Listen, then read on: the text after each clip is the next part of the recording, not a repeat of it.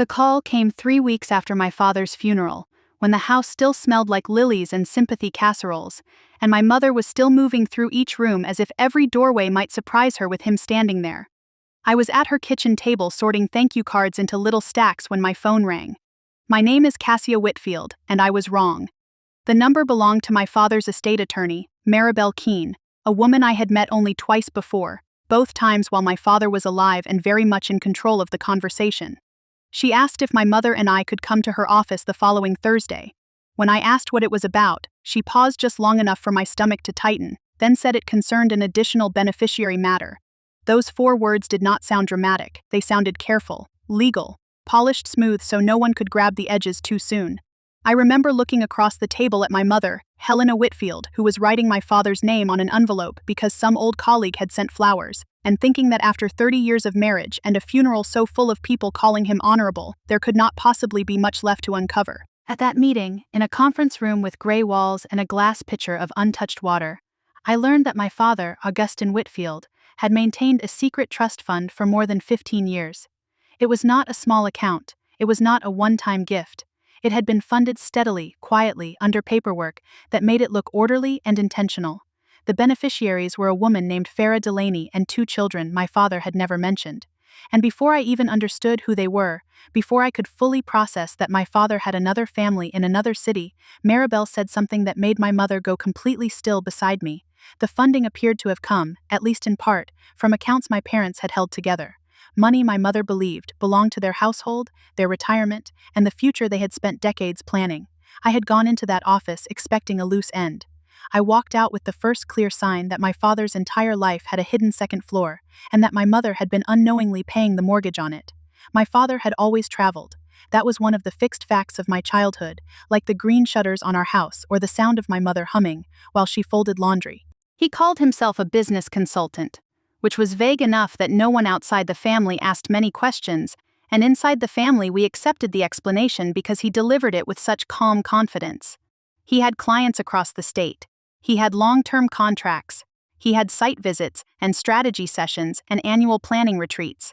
Sometimes he left on Monday and came back Thursday night with a garment bag over his shoulder and a tired smile that made my mother soften immediately. Sometimes he missed school plays, birthdays, parent-teacher conferences, and he always arrived later with a gift that felt just personal enough to keep me from being angry. A silver bracelet when I was 14, a fountain pen when I graduated high school, a first edition of my favorite novel when I finished college. I used to think he was inconsistent but loving. I used to think my mother was patient because she understood ambition. After the meeting, every memory began changing shape. Those trips were not just business trips. Many of them lined up with visits to a house 3 hours away, in a city called Briar Glen, where Farah lived, and where my father had apparently built a second domestic life. He had 2 children with her, Mara and Elliot, both younger than me, both born while my parents were very much married. For 15 years, maybe more depending on when the relationship began, he had moved between our home and theirs with a level of discipline that almost made the betrayal worse. This was not a mistake made in a moment, it was a system. It had calendars, transfers, stories, passwords, excuses, and a trust document neat enough to survive him. My mother did not cry in Maribel's office. She listened. She asked one question, and her voice sounded far away. She said, "Are you saying Augustin had children with another woman?" Maribel looked at her with the kind of sympathy professionals use when they cannot afford to be too human. She said, "Based on the documents I have reviewed, yes." My mother's hands were folded in her lap. Her wedding ring caught the fluorescent light. I wanted to reach for her, but I was afraid if I touched her she would break. I did not confront anyone right away, because I did not know what I was standing in yet. Grief makes everything slippery. Rage came in flashes, but then doubt followed. What if my father had used only money he earned independently? What if the joint accounts were more complicated than they looked? What if my mother had known something and hidden it from me? I hated that thought, but I had to consider it because the truth had already proven itself stranger than anything I wanted to believe. On the drive home, my mother stared out the passenger window and said nothing for 20 minutes. Then she whispered, "I did not know." There was no performance in it, no defense. Just a statement so hollow it made the car feel cold. I said, "I believe you." She nodded once, but she did not look at me. That night I slept in my old room because I could not leave her alone in that house. The posters were gone, the walls repainted, the closet full of extra linens, but when the floor creaked in the hallway around 2 in the morning, I opened my door and found my mother standing outside my father's office. She had one hand on the doorknob and looked ashamed to be caught, as if she were invading his privacy instead of trying to understand how he had invaded her life. "I keep thinking there will be a note," she said. "Something that explains why." I did not say what I was thinking, which was that no explanation could make this clean. Instead, I made tea, and we sat in the kitchen until dawn while the house settled around us. By morning, I knew we needed help from someone who did not love him, miss him, or hate him enough to become careless. I called Priscilla Nakamura, an attorney a friend had used during a difficult estate dispute. Priscilla had a calm, exacting way of speaking that made me trust her before I wanted to. She listened while I described the meeting, the trust, Farah, the 2 children, and Maribel's cautious statement about joint accounts. Then she said, "Before anyone makes accusations, we need tracing. Not impressions, not bank summaries. A full forensic review. If funds were transferred from marital assets into a trust, benefiting another household without your mother's knowledge or consent, that is materially different from him funding it with separate earnings." She gave me the name of Cornelius Akibi, a forensic accountant who had worked on concealed asset cases. When I told my mother we needed to hire him, she looked exhausted and said, "I do not want to fight children." I told her, "This is not about fighting children. This is about finding out whether Dad stole from you." The word stole landed hard between us. She flinched, but she did not argue. Cornelius met us in a modest office above a pharmacy, which somehow made the whole thing feel more real than Maribel's glass conference room. He was a tall man with wire-rimmed glasses and a habit of letting silence do some of the work. He asked for 15 years of bank statements, tax returns, business ledgers, brokerage records, retirement account statements, credit card bills, and any documents connected to the trust that Maribel was legally able to provide. My mother looked overwhelmed before he finished listing them. She had always handled household budgeting, but my father handled investments and taxes because, as he used to say, he had the business mind. Cornelius did not react when she said that. He just wrote it down. Over the next 2 weeks, my mother's dining room became an archive of a marriage she no longer recognized. Boxes came down from closets, passwords were reset. Online accounts revealed old statements my mother had never opened because my father had told her they were duplicates. Every file felt like a door we wished we did not have to open. There were transfers labeled client reimbursement, consulting travel, tax reserve, equipment retainer, and project escrow. Ordinary phrases. Boring phrases. My father had hidden behind boredom. That was one of the first things Cornelius explained.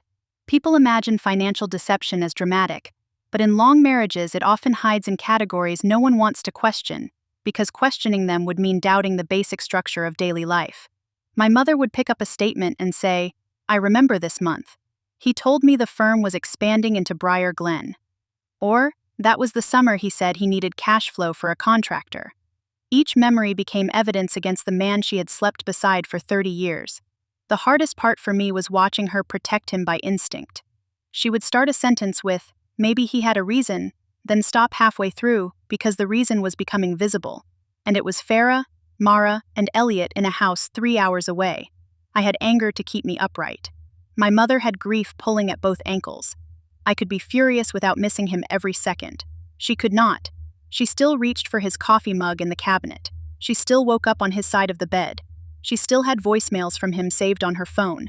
Ordinary messages about groceries and weather and flight delays. And now every one of them sounded like a performance. Cornelius worked slowly because he had to.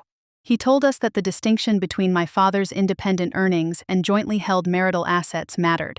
My father had income from consulting contracts. Some of that income, depending on how it was deposited and treated, might be considered his to direct in certain ways. But money that had entered joint accounts, money commingled with my mother's wages and savings, money used as part of the marital estate, was different. My mother had worked for 22 years as a school administrator. She had saved steadily, skipped vacations when tuition bills came due, delayed kitchen repairs because my father said their retirement accounts needed priority. If he had diverted that shared money into a trust for another family, it was not just infidelity, it was financial fraud inside the marriage. While Cornelius traced the money, Priscilla started preparing us for possibilities. She explained that the trust itself had beneficiaries with legal standing. Mara and Elliot were innocent of whatever my father had done. Farah might have known everything, or she might have known only the version my father gave her. A court would not simply erase their interests because the truth was ugly. The question was whether the trust had been funded with assets my father had no right to transfer secretly. Priscilla was careful with language, but she never softened the central issue. Your mother may have a claim for recovery of misappropriated marital funds, she said. That does not mean every dollar in the trust comes back.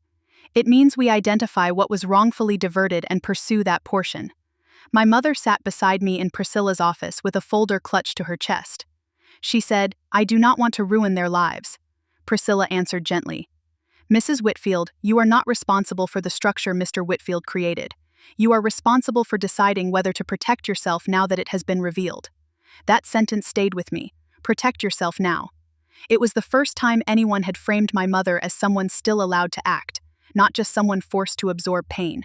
Then came the first direct contact from Farah. It was an email sent to my mother's old family account, the one my father apparently still had saved somewhere in his records. The subject line was Augustin's wishes. My mother did not open it for 3 hours. She stared at the screen like it might explode. Finally, she asked me to read it aloud.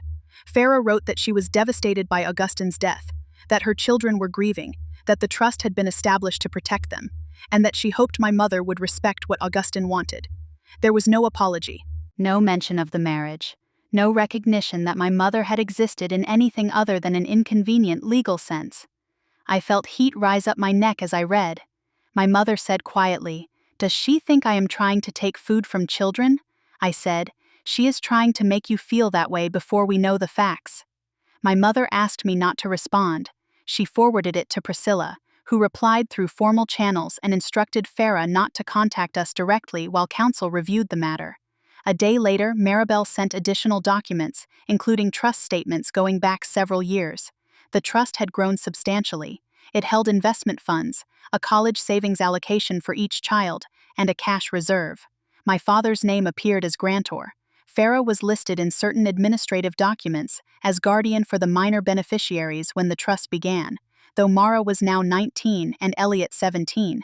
Seeing their ages made the timeline snap into place with painful clarity. Mara had been born the year I was 13, Elliot the year I was 15. I thought of my father helping me practice driving, while somewhere else he had a toddler. I thought of him attending my high school graduation while Farah was raising 2 children who knew him as their father too. That was when my anger shifted. It became less explosive and more precise. My father had not merely betrayed my mother. He had divided himself into roles and made everyone else live inside the lie. He had made my mother the trusting wife, Farah the hidden partner, me the only child in one house, Mara and Elliot the protected secret in another. He had treated all of us like accounts he could balance if the transfers were timed correctly. Cornelius's preliminary report arrived late on a Friday. He called first and asked if we wanted to discuss it in person. My mother said no. She wanted to know. He came over that evening with a binder so thick it looked impossible that one family's life could produce it. We sat at the dining room table, the same place where my mother had once planned holidays and addressed wedding invitations for cousins. Cornelius opened the binder and began with a timeline. For 15 years, my father had transferred money from joint checking and joint brokerage accounts into business accounts he controlled. From there, portions moved into the trust or into accounts associated with trust funding. The transfers were usually disguised as business expenses: project advance, vendor payment, consulting retainer, travel reserve. Sometimes he moved money in round numbers, sometimes in irregular amounts, likely to avoid a pattern obvious enough to invite questions. Cornelius had matched dozens of withdrawals from joint accounts to deposits connected to the trust within days or weeks. He had cross-referenced tax filings, business records, and bank memos. Then he gave us the number that changed everything. Roughly 60% of the trust's total value could be traced back to funds originating in my parents' jointly held marital accounts. 60%. My mother closed her eyes. I put my hand over hers. Cornelius kept his voice neutral, but not cold. He said, "The remaining 40% appears to have come from income streams that can be more credibly characterized as Mr. Whitfield's independent business earnings before commingling, though counsel will need to evaluate that. But the 60% figure is well supported by the records." My mother opened her eyes and said, "So I helped pay for it." No one answered immediately. The silence was its own answer. Finally, Cornelius said, "Unknowingly, yes." She stood up so suddenly her chair scraped the floor. For 1 second I thought she was going to scream. Instead, she walked to the sink, gripped the counter, and said, "I packed his suitcase." Her voice shook. "I packed his suitcase for those trips. I reminded him to take his medication. I moved money from my paycheck into savings because he said we had to be disciplined, and he was sending it there." I went to her, but she lifted one hand, asking for space. That was the first time I saw my mother truly angry. Not sad, not stunned, angry. It was frightening and relieving at once. The next week, Priscilla filed a claim against the trust on my mother's behalf. The filing did not accuse Mara or Elliot of wrongdoing. It did not ask the court to punish children for existing. It laid out the financial trace and argued that the portion funded with marital assets had been wrongfully diverted without my mother's knowledge or consent. Priscilla attached Cornelius's report, summarized the transfer patterns, and requested recovery of the misappropriated funds plus associated growth. The trust's counsel responded quickly. Their position was predictable. They argued that my father had broad control over household finances, that my mother had benefited from his income over the years, and that the trust had been established for dependent children with legitimate needs. They also suggested that because my mother had not objected during my father's lifetime, she had effectively allowed him discretion over financial management. When Priscilla read that part aloud, my mother laughed once, sharply. "How could I object to what he hid from me?" she said. Priscilla nodded. "Exactly. The legal process made the betrayal public in a limited but undeniable way. Not public like gossip columns or social media, but public enough that strangers in offices read our family's private devastation in numbered paragraphs. My father's reputation began to loosen around the edges. A former colleague called my mother and said he was sorry, then added that Augustin had always been complicated, as if that word could stretch enough to cover a secret family. My mother hung up and said, "Complicated is forgetting an anniversary." This was architecture. She was right. The deeper we went, the more intentional it looked. My father had opened a separate mailing address for certain business records. He had used paperless statements. He had scheduled transfers for days when my mother was busiest at work. He had even shifted some withdrawals around tax deadlines, when large financial movement looked more ordinary. Cornelius described it as concealment by routine. That phrase made me sick because routine had been my mother's religion. Pay the bills on the first, review the budget on Sunday, put aside money for emergencies, trust your husband because trust was what marriage meant. My father had weaponized the habits that made her feel safe. Farah's attorney eventually requested mediation. Priscilla recommended accepting because the tracing was strong, but litigation would be expensive and emotionally brutal. My mother agreed, though she barely slept the night before. I went with her. The mediation took place in a neutral office downtown, with each side in separate rooms. We did not sit across from Farah at first. We sat with Priscilla and Cornelius while the mediator carried offers back and forth. The trust side opened with sympathy and a low number. Priscilla rejected it. They argued that liquidating assets would harm the children's education plans. Priscilla responded that my mother's retirement had already been harmed to create those plans. They argued that my father had intended to provide for all his children. Priscilla said intention did not sanitize the use of stolen marital funds. My mother said very little, but when she did, every word mattered.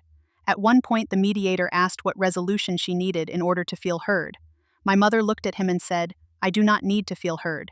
I need the money I earned and saved to stop pretending it belongs to a lie." The mediator wrote that down. Later in the afternoon, Farah asked to speak to my mother directly. Priscilla advised against an unstructured conversation, but my mother surprised me by saying she would do it if both attorneys stayed in the room. I went in too because my mother wanted me there. Farah was younger than my mother by nearly 15 years, composed in a cream blouse, with red eyes that made it clear she had been crying. She looked at me first, then at my mother. For a few seconds, no one spoke. Then Farah said, "I know you hate me." My mother replied, "I do not know you." Farah swallowed and said, Augustin had told her the marriage was over in every meaningful way, that he stayed because of finances and family pressure, that my mother preferred independence, that I was grown and distant. Hearing that made me feel like I had stepped into a warped version of my own life. My mother said, "He came home to me. He celebrated anniversaries with me. He planned retirement with me. He let me believe we were building one life." Farah's face tightened. "He planned a life with us too." That was the moment I understood something I had resisted. Farah was not only the other woman in my mother's story, she had been lied to as well, though not in the same way and not with the same financial harm. My father's deception had created a hierarchy of injury, but injury still existed in more than one room. Farah said she had not known the trust was funded from joint accounts. Priscilla asked if she had records supporting what my father told her about the source of funds. Farah said no. She said he handled everything. My mother looked at her for a long time and said that was his specialty. The conversation did not heal anything, but it changed the temperature. Farah stopped framing my mother as a threat to her children. My mother stopped picturing Farah as someone who had knowingly reached into her purse every month. The responsibility moved where it belonged, back onto my father, even if he was no longer alive to answer for it. Mediation continued for 2 more sessions. Cornelius's tracing held up under scrutiny. The Trust's counsel challenged specific transfers, and Cornelius could explain each one with dates, account numbers, and supporting documents. He separated funds that had clearly come from my father's independent consulting income from funds that passed through joint marital accounts. He calculated proportional investment growth attributable to the diverted money. He even identified transfers my father had split across multiple accounts before consolidating them into the trust, a maneuver that would have confused anyone reviewing only annual summaries. By the end, the other side understood that if the case went before a judge, my mother had a strong chance of recovering the 60% and possibly more in fees and growth. The settlement returned the portion traced to marital assets to my mother, including a negotiated share of the growth those funds had produced while inside the trust. The remaining trust assets, the portion more credibly funded by my father's independent earnings, stayed in place for Mara and Elliot. No one walked away feeling victorious. That surprised me at first. I had imagined some clean moment when the money came back and my mother would breathe easier, when justice would feel like a door opening. Instead, the settlement felt like carrying boxes out of a burned house. Necessary, exhausting, and nothing like restoration. Still, it mattered. My mother's retirement account was repaired enough that she did not have to sell the house immediately. She could pay off debts my father had quietly allowed to linger. She could meet with a financial planner who treated her like the owner of her future, instead of the widow of a man who had managed everything. The day the settlement funds arrived, she sat at the kitchen table and cried harder than she had cried after the funeral. I asked if she was okay, which was a foolish question, but the only one I had. She said, "This proves it happened."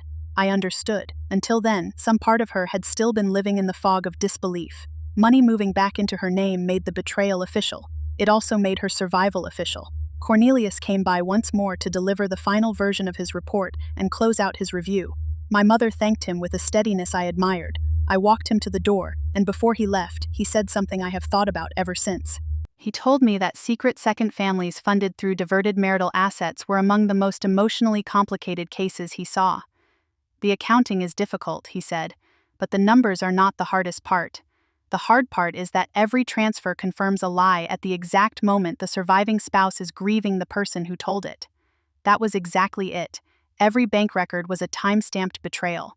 Every disguised expense was my father choosing secrecy again.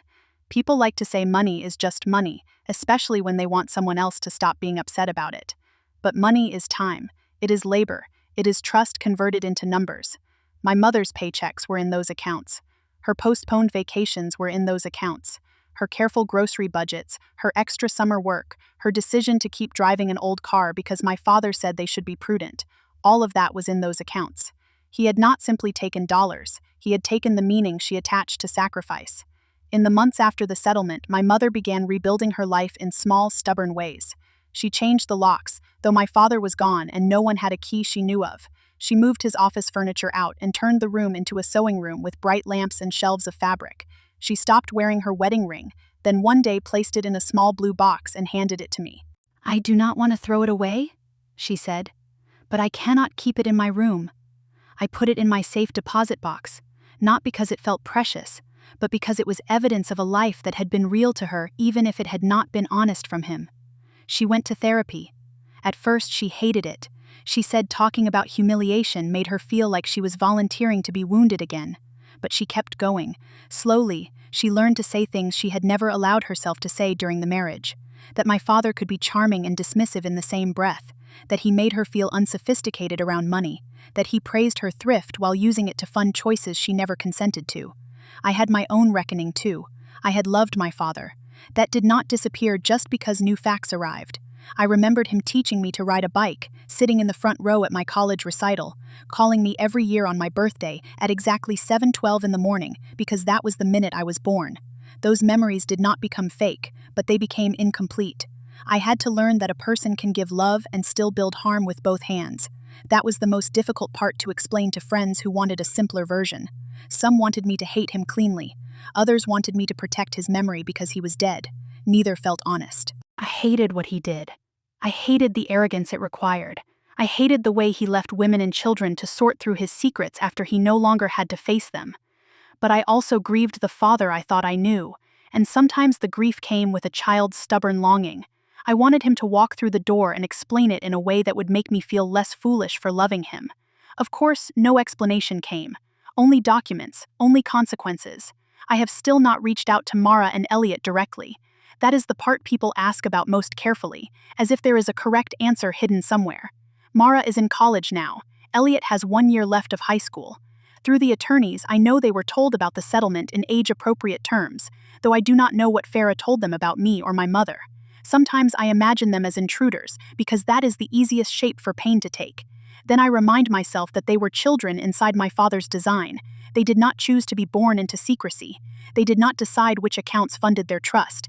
They did not ask to inherit one version of him while I inherited another. I think about writing Mara a letter first, woman to woman, sister to sister, if that word can even apply after all this. I imagine saying, I do not blame you, but I am not ready.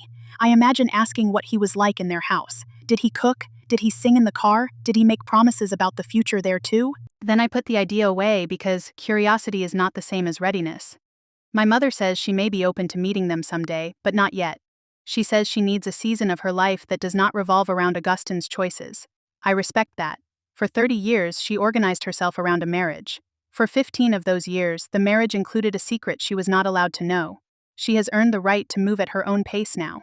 What stays with me most is how ordinary the beginning was. A phone call, a meeting, a phrase like additional beneficiary matter. No thunderclap, no dramatic confession, just a careful attorney sliding papers across a table and revealing that my father's orderliness had been covering chaos. The accountability we found was not perfect, but it was real. The diverted marital funds were returned to my mother. The trust was corrected so that my father's other children kept what could fairly be attributed to his independent earnings. Farah had to face the fact that the security she relied on had been partly built from another woman's savings. My mother had to face the fact that the man she mourned had also defrauded her. And I had to face the fact that my family story had more rooms than I knew. If there is anything I would tell someone listening who suspects something is wrong in their own household, it is this: do not ignore confusion just because the person creating it sounds confident. Ask for statements, learn the accounts. Trust does not require blindness. My mother trusted my father with the finances because she believed partnership meant dividing responsibilities. He turned that division into cover. She is not foolish for believing her husband. He is responsible for exploiting that belief. Today, her life is quieter, not healed exactly, but hers. She gardens in the mornings. She meets friends for lunch without explaining where she is going. She has a financial planner who sends every document directly to her. Sometimes she still cries when an old song comes on or when she finds one of my father's notes tucked inside a book. But she also laughs more sharply now, with a kind of freedom in it. She recently painted the front door yellow, a color my father always said was too loud. When I pulled into the driveway and saw it, I cried in the car because it looked like proof that the house belonged to her again. As for me, I am learning to live with a divided inheritance. Not the money, the truth. I inherited my father's tenderness and his deceit, his bedtime stories and his bank transfers, his voice on old voicemails and his signature on trust documents. I cannot make those pieces fit neatly. Maybe they are not supposed to. Maybe the honest thing is to hold them separately and refuse to let the good memories erase the harm, or the harm erase every moment that once felt loving. My father left behind 2 families, 1 trust, and a trail of records that finally told the truth he would not. My mother recovered the money he diverted, but no settlement could return the years when she thought sacrifice was building one shared future. That is the part no court can fix.